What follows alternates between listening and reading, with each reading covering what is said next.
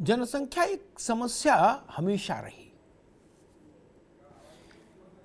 भारत में भी और भारत के पड़ोस में चाइना में भी। चाइना ने उस पर कुछ नियंत्रण हासिल किया, अपनी नीतियों को बहुत कठोर बनाया और कुछ सीमा तक वो जनसंख्या नियंत्रण में सफल रहा।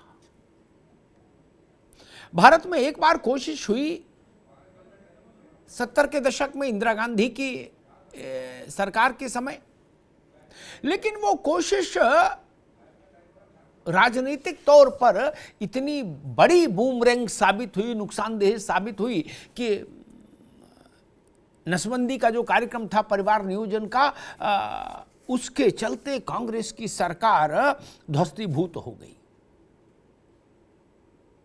और उसके बाद किसी भी सरकार ने ये जोखिम नहीं उठाया कि जनसंख्या नियंत्रण पर कोई कदम उठाए। अब आज दशहरे के दिन राष्ट्रीय स्वयंसेवक संघ के मुखिया मोहन भागवत ने अपने संगठन के स्थापना दिवस के मंच से जनसंख्या के मसले को एक नए अंदाज में उठाया। उन्होंने कहा कि धार्मिक आधार पर जनसंख्या का असंतुलन कालांतर में भौगोलिक स्तर की समस्याएं भी पैदा करता है। घुसपैठ के कारण भी जनसंख्या का धार्मिक असंतुलन बढ़ता है। धर्मांतरण के कारण भी जनसंख्या का धार्मिक आधार पर असंतुलन बढ़ता है। दुनिया के मानचित्र में कई देश ऐसे हैं जिनका उदय ही धार्मिक आधार पर जनसंख्या के असंतुलन के कारण हुआ, किसी देश के गर्भ से। कई देश ऐसे हैं जो टूट गए इसी कारण कि वहां धार्मिक आधार पर जनसंख्या का असंतुलन हो गया। कई देशों की पहचान मिट गई, सांस्कृतिक पहचान मिट गई, वो दूसरी धार्मिक और सांस्कृतिक पहचान के राष्ट्र हो गए। ये सच है। ये भागवत ना भी कहते तो भी सच था और इस सच को नकारा नहीं जा सकता। ये चिंता मोहन राव भागवत ने आज जताई है। आपको याद होगा अभी से करीब 2-3 महीने पहले इसी ढंग की एक बात तो उत्तर प्रदेश के मुख्यमंत्री योगी आदित्यनाथ ने भी कही थी। उन्होंने कहा था कि धार्मिक आधार पर, पंथिक आधार पर जनसंख्या का असंतुलन खतरनाक है और इसको हर सूरत पर रोका जाना चाहिए। भागवत ने मांग की है कि एक जनसंख्या पर एक ऐसा समग्र कानून बने जो सभी धार्मिक और मजहबी पंथिक समूहों पर एक समान लागू हो। किसी को किसी किस्म की कोई विशेष रियायत नहीं, किसी को भी। ऐसा नियम जनसंख्या के लिए आए जो रिलीजन न्यूट्रल हो, यानी धर्म से निरपेक्ष हो, पंथ से निरपेक्ष हो। यह मुख्य मांग आज संघ की तरफ से आई है और मैंने आपको बताया कि कुछ महीने पहले इसी बात को योगी ने उठाया था। तो अब इसका तीसरा जो लॉजिकल स्टेप समझ में आ रहा है, योगी के बाद भागवत और भागवत के बाद ये विषय अब आ गया नरेंद्र मोदी के पाले में। संकेत मिल रहे हैं कि 24 के चुनाव में जाने से पहले नरेंद्र मोदी की सरकार 2 विषयों पर कानून ला सकती है। एक जनसंख्या के लिए एक समग्र राष्ट्रीय नीति और दूसरा समान नागरिक आचार संहिता, कॉमन सिविल कोड। 2 पर काम शुरू हो गया है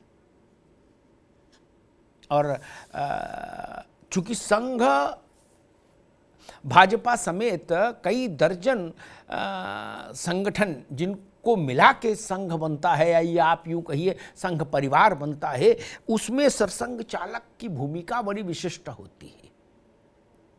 वो सर्वोच्च आसन है सरसंघ चालक का पद। तो अगर वहां से ये मांग आई है, ये आवाज आई है, और वो भी आज के दिन जो संघ का स्थापना दिवस है, तो इस बात को और भी बल मिलता है कि अब शायद मोदी सरकार इस मसले पर कोई निर्णायक और ठोस पहल करने का मन बना रही है। तभी संघ ने इतने मुखर ढंग से, इतने बड़े मंच से इस बात को देश के सामने रखा है। जनसंख्या, भागवत जी ने एक बात और कही, उन्होंने कहा कि जनसंख्या, केवल जनसंख्या वृद्धि को दो तरह से देखा जा सकता है। एक का बोझ है ज्यादा जनसंख्या, और दूसरा इस तरह से भी देखा जा सकता है जो भागवत ने कहा कि अगर आप उसका बेहतर प्रबंधन कर पाएं जनसंख्या का, तो बढ़ी हुई जनसंख्या एसेट भी है। लेकिन धार्मिक आधार पर असंतुलित जनसंख्या केवल और केवल संकट को आमंत्रित करती है। यह मुख्य स्वर है। जनसंख्या नियंत्रण पर एक समग्र राष्ट्रीय नीति आज बनेगी, कल बनेगी, परसों बनेगी,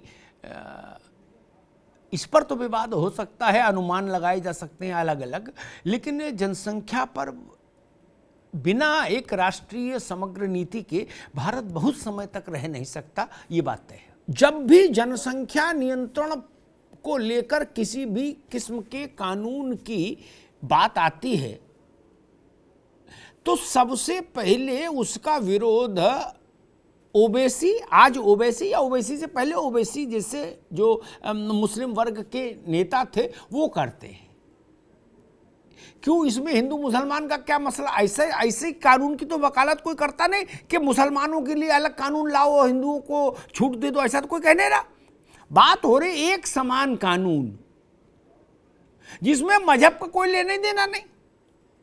ठीक, जैसे आईपीसी के कानून है, उनका मजहब से कोई लेना देना नहीं, चोरी करेंगे तो जेल जाएंगे। ठीक, हिंदुओं मुसलमानों से कोई फर्क नहीं। क्या वैसे ही जब जनसंख्या के लिए बात आती है तो उसका विरोध क्यों होता है, और एक ही क्वार्टर से विरोध होता है। भारत के बहुसंख्यक आबादी की तरफ से वो जोर जबरदस्ती वाला काल छोड़ दीजिए, इंदिरा गांधी की इमरजेंसी वाला तो कभी नहीं हुआ। जो बात आज भागवत जी ने कही है उस पर हम ओवैसी जी को सुन रहे हैं, वो कह रहे भाई जरूरत क्या है कानून की? क्यों? जब इस देश में पढ़े लिखे और अनपढ़, मूढ़ और प्रत्युत्पन्नमति सबको बोलने की आजादी है, ठीक, सब बोल रहे हैं, राष्ट्रीय नहीं अंतर्राष्ट्रीय मसलों पर धकापेल बोल रहे हैं, ठीक, उलमा काउंसिल बोल सकती है। आपके पास कितने मेंबर होंगे उलमा काउंसिल के पास? मोहन भागवत इसलिए बोल सकते हैं कि नहीं, आप अभी बीच में नहीं, मोहन भागवत इसलिए बोलना चाहिए उनको क्योंकि मोहन भागवत जिस संगठन के मुखिया हैं, उस संगठन के पास इस देश की बड़ी आबादी के स्तर पर फॉलोअर हैं, इसलिए बोल सकते हैं। फतेहपुरी मस्जिद के इमाम साहब बोल सकते हैं, उस पर बहस हो सकती है। बुखारी बोल सकते हैं, उस पर बहस हो सकती है। ओवैसी बोल सकते हैं, उस पर बहस हो सकती है। वो हैदराबाद के कुछ खास इलाके से बाहर नहीं है, लेकिन वो राष्ट्रीय नेता है, अंतर्राष्ट्रीय नेता है। क्यों भाई? इसलिए ये बातें मत किया करिए, ये बातें खराब है, ये भारत के मिजाज के खिलाफ बोलते हैं आप लोग, ऐसा मत बोलना आगे से। बिल्कुल अधिकार है, इस देश में सबको अधिकार है। जब आपको सुन सकते हैं देश, तो मोहन भागवत को नहीं सुन सकता? आपने पूछा उनके पास अधिकार, हैसियत क्या है? हमारे आपके पास क्या हैसियत है? हमको आपको भारत ने चुन के भेजा है क्या? कैसी बात करते हैं? ये मत बोला करिए। और अभी तो आप लोग नौजवान हैं, इस उम्र में ऐसी बातें करेंगे तो आगे जाके क्या करेंगे? इतना तेजाब मत रखो दिमाग में भाई, ये रास्ता ठीक नहीं। हमने ये रास्ता कभी नहीं पूछा धर्माचार्यों से, कभी पूछा किसी धर्माचार्य से कि भाई आपकी हैसियत क्या है, क्यों दबादब बयान ठोके जा रहे हो? नहीं पूछा ना। चार आदमी नमाज नहीं पढ़ने आ रहा मान लीजिए है, फिर भी मौलाना इमाम साहब बोल रहे हैं तो सुन ही रहा देश, बोले ठीक है।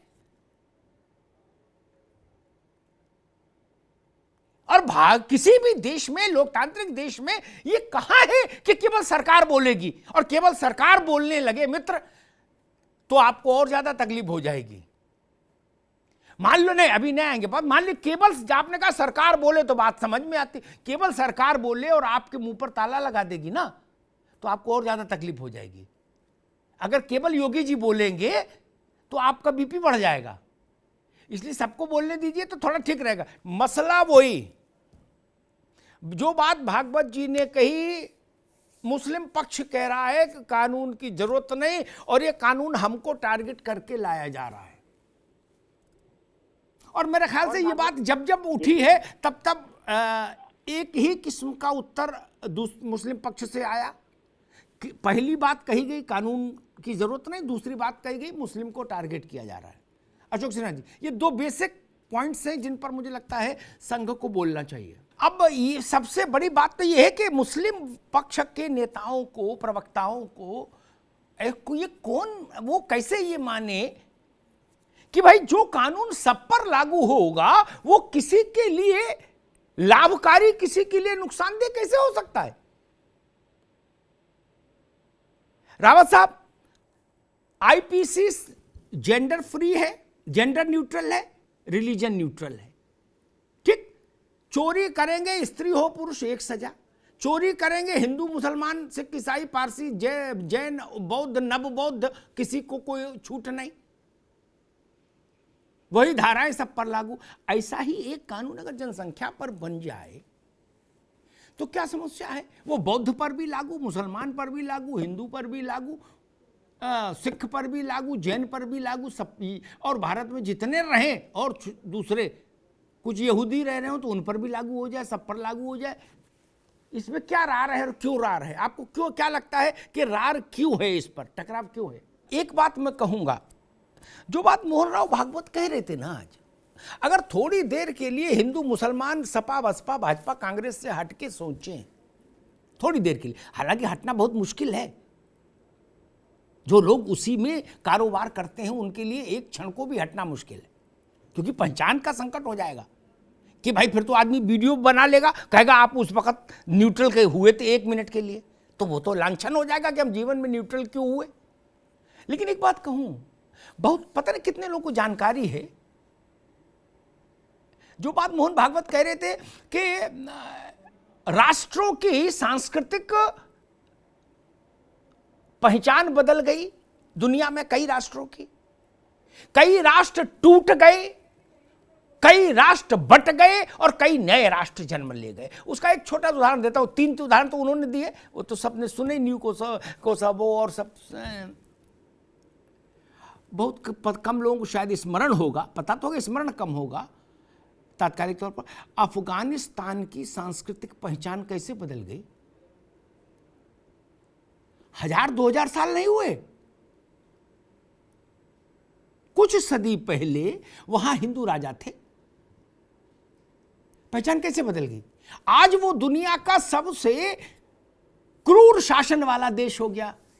दुनिया के जो सबसे क्रूर शासक हैं जहां, वैसा हो गया, तालिबान ही शासक है वहां, बताइए तो है। वो चाहे यहां कोड़ा लेके मारना शुरू कर देते हैं। ये कैसे हो गया? वो तो हिंदू राजा था। श्रीनगर के कागज पर दस्तखत किसने किए? कर्ण सिंह के पिताजी ने किए, महाराजा हरि सिंह। ये बात वो वहां से कह रहे हैं, वो भी तनाव का कारण बनती है। और 47 तो देखा ही हमने सबने, उसमें तो ना दानिश भाई मना कर सकते हैं, ना रशीदी साहब कर सकते हैं, ना रावत साहब, ना कौशलकांत जी, ना अशोक जी, न मैं। 47 हम सब ने देखा है, जिन्होंने नहीं देखा उन्होंने पढ़ा है। घानी और तालिबान को एक तराजू में जो लोग तौलते हैं उनके साथ मैं खड़ा नहीं हो सकता, ये जान लीजिए। तो तालिबान के साथ हम खड़े हो जाएं क्या? अरे तो आप कैसी बात कर रहे हैं? कैसी बात कर रहे हैं? तालिबान के साथ कौन खड़ा हो सकता है? ठीक नहीं, नहीं, आगे बात, आगे। दानिश कुरैशी साहब, 1 मिनट बाबू, भैया 1 मिनट, आप रुकना होगा। नहीं, मेरे बहस में ऐसे नहीं, 1 मिनट रुकना होगा, कौशलकांत जी से, रुकना होगा 1 मिनट, ठीक, रुकिए। एक, मैं उस बहस को उस लेवल पर ले नहीं जाना चाहता था, लेकिन कुछ प्रश्न उठे इसलिए कौशलकांत जी के पास आऊंगा। उससे पहले एक बात कह दूं मैं बहस को उस गंदे लेवल पर ले नहीं जाना चाह रहा था, क्योंकि हर तरफ मूर्ख लोग हैं, हर तरफ गंदे लोग हैं, और हम सब लोगों की कोशिश होना चाहिए कि उनसे समाज को बचाए कैसे। मैंने एक दृष्टांत पढ़ा अभी 2-4 दिन पहले। कुछ लोग गिरफ्तार हुए और उन्होंने कहा कि हिंदू लड़कियों के साथ बलात्कार करो तो जन्नत मिलती है। यही स्थिति है और बहस कर रहे हैं। इसकी प्रतिक्रिया जानते हैं क्या होगी इस देश में? थोड़ी सी मूर्खता चिंगारी का काम करेगी। बोलने वालों के मुंह से आवाज नहीं आएगी।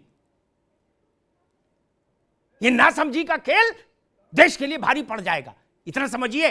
इस सरकार ने कॉमन सिविल कोड, मैं देख रहा हूं सुप्रीम कोर्ट में 50 याचिकाएं दाखिल हैं। उन सब याचिकाओं का मूल स्वर मालूम क्या है? जेंडर और रिलीजन, जेंडर एंड रिलीजन, यानी स्त्री पुरुष निरपेक्ष और पंथ धर्म निरपेक्ष कानून हो एक से। ये ऐसे अलग अलग कानूनों की अलग अलग याचिकाएं हैं, ठीक? कम से कम 50। उन पर रोज नोटिस हो रहे हैं, रोज समय खराब हो रहा है कोर्ट कचहरी का भी, ठीक? फाइलों में केस लटका हुआ है, बोले जी नोटिस के जवाब नहीं आया। ऐसा क्यों नहीं हो जाता कि कॉमन सिविल कोड हो जाए, इस देश में आधे कानून बराबर हो जाए, समस्या खत्म, कोर्ट में बार बार जाने की। वैसे ही जनसंख्या की एक नीति हो जाए, आप मानेंगे तो ये सरकारी लाभ। मैं एक उदाहरण दे रहा हूं, मैंने ये नहीं बता रहा कैसी नीति बने, वो संविधान जो पार्लियामेंट है उसका विजिडम है, लेकिन आप इस बात को मानेंगे, इस नियम को, तो सरकारी लाभ मिलेगा, सरकारी योजनाओं का लाभ मिलेगा। नहीं मानेंगे नहीं मिलेगा। एक ही उपाय हो सकता है। दूसरा उपाय हो सकता है ये बात मानेंगे तो वोटिंग राइट रहेगा, नहीं मानेंगे नहीं रहेगा। ऐसे बहुत सारे उपाय हो सकते हैं। हिंदू मुसलमान सिख ईसाई सब पर लागू कर दीजिए। आप भी गाजर लटकाए हुए हो, झुला रहे हो झूला। अमेरिका की आबादी लगभग 36 करोड़ के आसपास है, ठीक? अगर हमारी आबादी अमेरिका के बराबर होती तो आप जानते हैं हम अमेरिका से ज्यादा समृद्ध राष्ट्र होते। Very true. ये पता है रशादी साहब? Very true. अमेरिका से कई गुना ज्यादा समृद्ध होते। देश में एक बच्चे का जन्म, किसी भी एक धर्म का मानने वाला हो, उसका पिता मां, देश के संसाधनों पर बोझ, ठीक? वो हिंदू हो, मुसलमान हो, सिख हो, ईसाई हो, या किसी धर्म को ना माने, कह दे जी हम बिल्कुल धर्म नहीं मानते, तब भी ठीक। रहने के लिए जगह चाहिए, पीने के लिए पानी चाहिए, ऑक्सीजन चाहिए, नौकरी चाहिए, रोजगार चाहिए, दुकान चाहिए, मकान चाहिए, एक लंबी लिस्ट है, ठीक। कोरोना ने हमको सिखाया कि अगर हमारी आबादी, छोड़िए अमेरिका के बराबर, 100 करोड़ के भीतर भी होती तो भारत को 80 करोड़ लोगों को जीवित रखने के लिए अनाज नहीं देना पड़ता। इसमें हिंदू मुसलमान क्यों घुसा रहे हैं भाई सब लोग? ये क्यों नहीं कहते कि हां अब बच्चा एक बहुत है, दो बहुत है, इससे ऊपर स्वीकार नहीं होना चाहिए? क्या समस्या है इसमें अगर कानून बन जाए? भागवत जी ने कहा कि भाई लेकिन सोच विचार के, सबसे राय विचार करके, क्योंकि नहीं तो नीति क्या करेगी अगर समाज स्वीकार नहीं करेगा, ठीक। ये ठंडा ठंडा कोको कोला जो है ना, क्या जब हमने नोटबंदी देश ने की तो सोच विचार हुई थी? नहीं ना, करना था कर दिया, अच्छे बुरे में नहीं जा रहा बहस में, ठीक, कर दिया था ना, ठीक। एक बात सुन लो, बात पूरी बात सुन लो, फिर आप उत्तर देना महाराज, ठीक। क्योंकि मैं परिवार एक ही मानता हूं, मैं भाजपा, विश्व हिंदू परिषद, वनवासी कल्याण परिषद, गिरिवासी कल्याण परिषद, दुर्गा वाहिनी, सबको एक मानता हूं, क्योंकि मैं उसको स्ट्रक्चर को जानता हूं, ठीक। ये नए लोगों के लिए समस्या हो सकती है कि भागवत जी अलग हैं और वीएल संतोष अलग हैं। I know the organisational structure of Sangh Parivar, ठीक। ऐसे 10 कानून में बता सकता हूं, फैसला लेना था ले लिया। इस पर भागवत जी को भी पता है, मोदी जी को भी पता है। 1000 साल अमिताभ अग्निहोत्री बहस करते रहे, 1000 साल। क्या जनसंख्या पर हामी तो नहीं आएगी कभी। तर्क कुतर्क वितर्क अतर्क सब चलेंगे, लेकिन जनसंख्या पे हामी नहीं भरेंगे। भूखों मरना मंजूर हो जाएगा देश में, जनसंख्या पर हामी नहीं भरेंगे। ट्रेन की छत पर बैठ के सफर करना मंजूर है, लेकिन जनसंख्या पर नियम पर तो हामी नहीं आएगी। तो ये किसको बताया जा रहा है कि भाई राय विचार कर लो, सब में एक राय बन जाए। मैं तो ये सब आर्टिकल फार्टिकल चक्कर में नहीं ज्यादा पड़ता है। बड़ी बड़ी बातें जनता जो समझे उतनी बात करता हूं, क्योंकि मैं उतना पढ़ा लिखा आदमी नहीं। योगी जी ने कहा कि भाई लोगों ने शिकायत की कि ये कहीं इधर भजन बजता है, कहीं उधर अजान इतनी जोर होती है कि बवाल कान में होता है। एक फैसला किया सरकार ने कि मंदिर मस्जिद गिरजाघर गुरुद्वारा जितने भी हैं जहां माइक लगा सब उतारो। क्या जी। अगर योगी आदित्यनाथ ये कहते जो आज भागवत जी ने कहा कि सब लोग बैठ के राय विचार कर लो, क्या तो 500 साल तक राय विचार नहीं बनता कि सब माइक उतारो, नहीं बनता। हम जानते हैं, हमको भी नब्ज पता है ना। अगर वो सारे जिला अधिकारियों से कहते कि तुम लोग अपने अपने जिले में राय विचार करके बताओ, तो राय विचार होता रहता। कौन जीता तेरे जुल्फ के सर होने तक, खाक हो जाएंगे हम तुझको खबर होने तक। अब उत्तर प्रदेश में उतर गए सब जी। कहीं कोई पत्थर नहीं चला, कहीं लाठी डंडा नहीं चला, कहीं छुरा नहीं चला, कहीं डीजल पेट्रोल बम नहीं चला, कहीं सुतली बम नहीं चला। जी। कैसे उतर गए भैया रावत साहब? फिर ऐसा नियम क्यों नहीं बन सकता?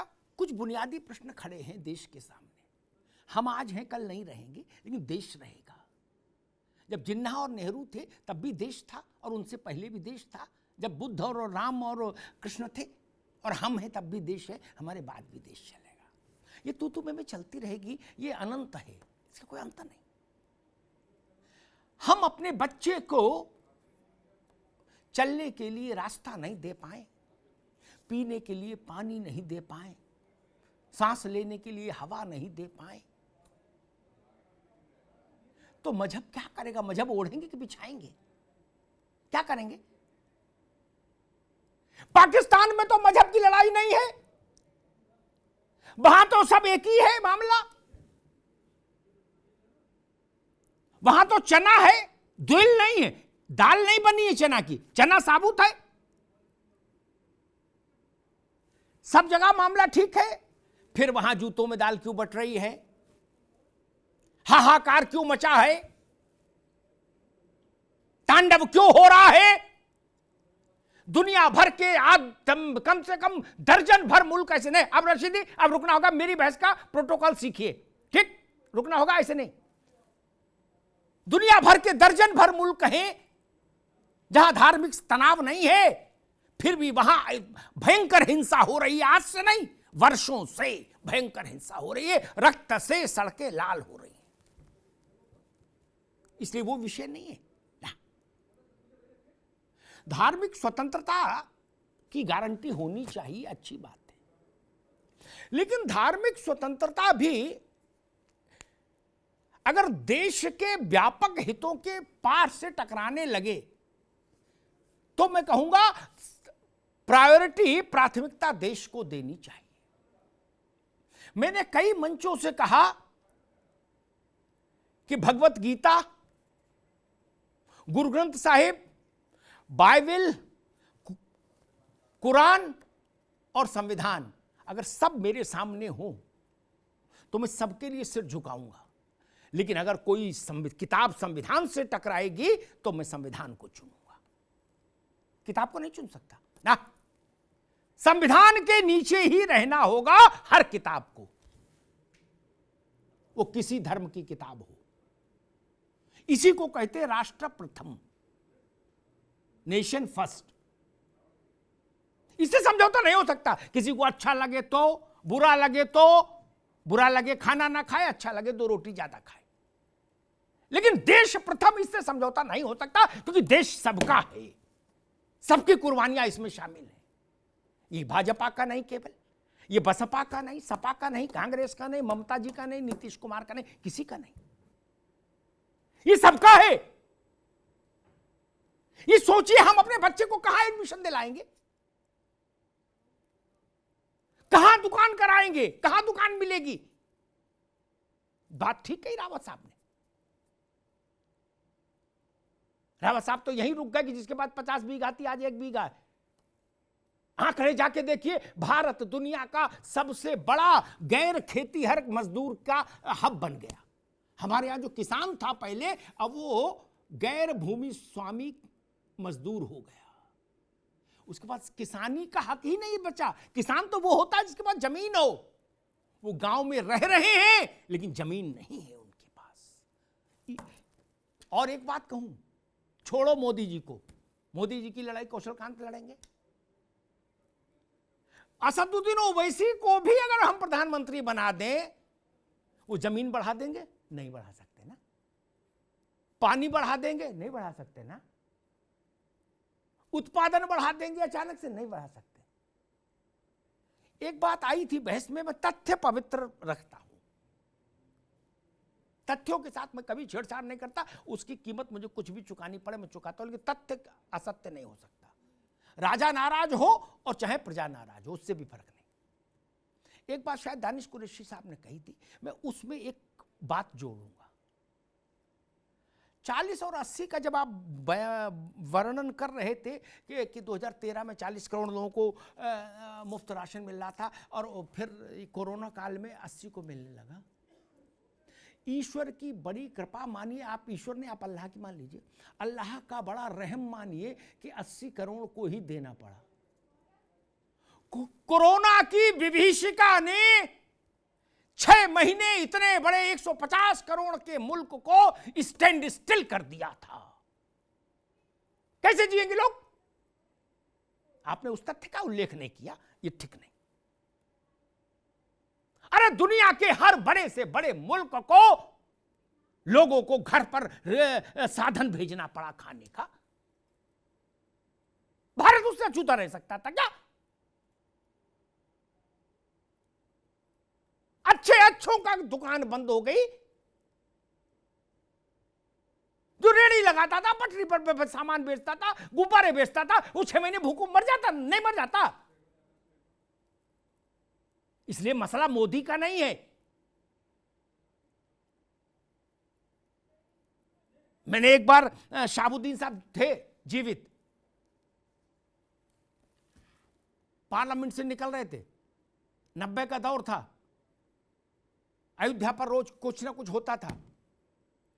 मैंने उनसे पूछा, विद्वान व्यक्ति थे, IFS रहे थे, बाबरी मस्जिद दक्षिण कमेटी में बहुत सक्रिय थे। मैंने पूछा, शहाबुद्दीन साहब, मान लो आपको ऐसी स्थिति बने, आप ही को प्रधानमंत्री बना दिया जाए, तो क्या ये व्यवहारिक रूप से संभव है कि वहां जहां मध्य डोम में बीच वाले गुंबद में जहां रामलला विराजमान है, उस मूर्ति को कोई शासन हटा देगा? तब वो रहे नहीं, अल्लाह उनको जन्नत दे। उन्होंने मेरा हाथ दबाया, बोले इधर आओ साइड में। बोले नहीं संभव है। तो समझना चाहिए ना चीजों को। ये नहीं, 80 करोड़ लोगों को भोजन देकर भारत ने प्राण रक्षा की है, प्राण रक्षा की है, दुनिया के लिए एक उदाहरण दिया है। इसलिए मैं इस निर्णय के साथ हूं। वो सरकार पाप की भागीदार होती अगर हमारे यहां भूख से लोग मर जाते। कोरोना से हम बचा पाए, नहीं बचा पाए तो अमेरिका भी नहीं बचा पाया। हमसे ज्यादा मृत्यु प्रतिशत इटली में था, अमेरिका में था, लेकिन भूख से तो बचाना हमारी जिम्मेदारी थी ना। जिनको उसमें भी भाजपा दिखती है, मैं उनकी बुद्धि पर क्या कहूं। हम सैकड़ों साल तक बदनामी और शर्मिंदगी के एहसास में गुजारते अगर ये लिखा जाता कि 2 लाख, 5 लाख, 10 लाख, 20 लाख, 50 लाख आदमी भूखमरी से मर गया। मैं सैल्यूट करता हूं देश को, देश की व्यवस्था को, कि हमने 80 करोड़ लोगों से कहा कि हम ईश्वर नहीं हैं, लेकिन आपके भोजन की व्यवस्था की जिम्मेदारी लेते हैं। यही काम होना चाहिए देश का। कैसी बात है? ये कोई व्यंग करने की बात है क्या कि लोगों को भोजन क्यों दिया गया? क्या अमेरिका में लॉकडाउन नहीं हुआ था? वहां भी हुआ था ना। वहां भी कैश ट्रांसफर हुआ, सामान भेजा गया। इटली में भी हुआ, फ्रांस में भी हुआ, जापान में भी हुआ। जब बड़े मुल्कों में हुआ तो आप भारत पर आक्षेप क्यों कर रहे हैं? भारत में रहते हुए हर विषय पर भारत की आलोचना ठीक नहीं। राजनीतिक आलोचनाएं ठीक है, होनी चाहिए, लेकिन भारत राजनीति से परे है, बड़ा है। हम मां मानते हैं, आप मां नहीं मानते, ठीक है, आपकी धार्मिक मर्यादा है, लेकिन आपकी जन्मभूमि है, कर्मभूमि है, भाग्य भूमि है, यहीं से मुकद्दर जुड़ा है दोस्त। इसलिए मुल्क सरसब्ज रहना चाहिए, तभी हम आज रह पाएंगे। कोरोना के समय हाहाकार देखा नहीं था, अस्पतालों की क्या स्थिति बनी थी। आबादी प्रबंधन उस सब से बचाने का एक तरीका है। ईश्वर न करे दोबारा वैसी परिस्थिति बने विश्व में कभी कोरोना जैसी, लेकिन हमको तैयार रहना चाहिए। और उसका सबसे पहला कारण, सबसे पहला उपाय, आबादी नियंत्रित हो। हिंदू की भी, मुसलमान की भी, सिख की भी, ईसाई की भी, जैन की भी, पारसी की भी। धन्यवाद।